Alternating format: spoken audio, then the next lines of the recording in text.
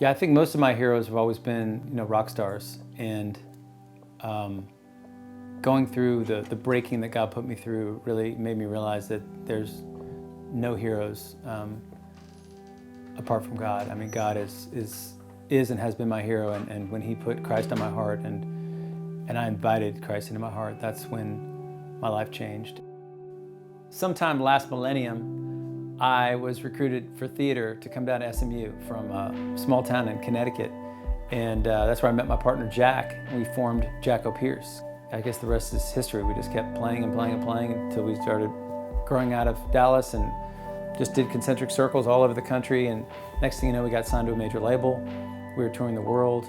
We'd sold about 500,000 records and just really living the dream. Dallas, Texas is the home of my next guest, who are with us tonight to perform a song from their new album, Bringing on the Weather.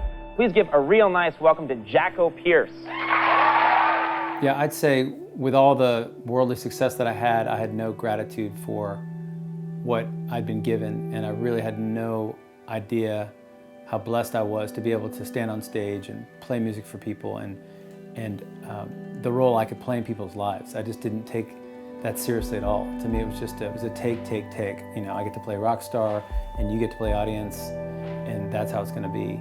Everything seemed to be exactly what I had dreamed about from a worldly standpoint, but inside I was just dead. I was just bare. And I'll never forget being in my 16th floor hotel room overlooking Times Square in New York, one of the most populated, exciting cities in the world, and I'd never felt so alone in my whole life. I came around the corner in the bathroom, had to lift up my chin and look at myself square in the mirror, and I just said, gosh, I'm not the son I want to be.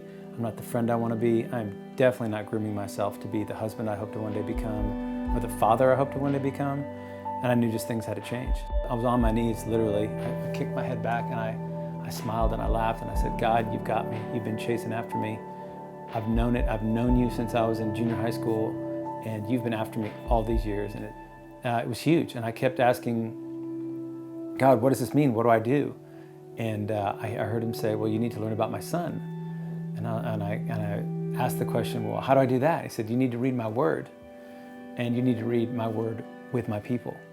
And it was amazing. Within days, I got a phone call from this girl and her husband saying, hey, you don't know us, we kind of know who you are, but you've just been in our hearts for weeks, and we've been praying for you, and we don't know what's going on in your life, but we just want to encourage you and invite you to our home. We're starting this Bible study at our house. Would you like to come over? It's Camp Pieces Pizza, it's tomorrow night. And I was like, yeah, because I got nothing going on, to be honest with you. So, and if they had called days earlier, I would have said, no thanks, not interested in your Christianity, thank you very much.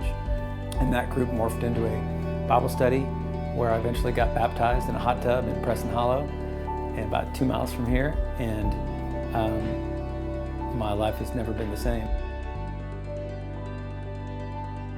Yeah, I know what that means too, to put all your trust and your hope in your gifts, in your strengths, and have those be the things that bring you down. And that's exactly what happened to me. I mean, what brought me to my knees was my selfishness and my self-serving, and how it was just all about me and glorifying myself, and having no idea that my purpose here is to glorify the Father and to be humbled before Him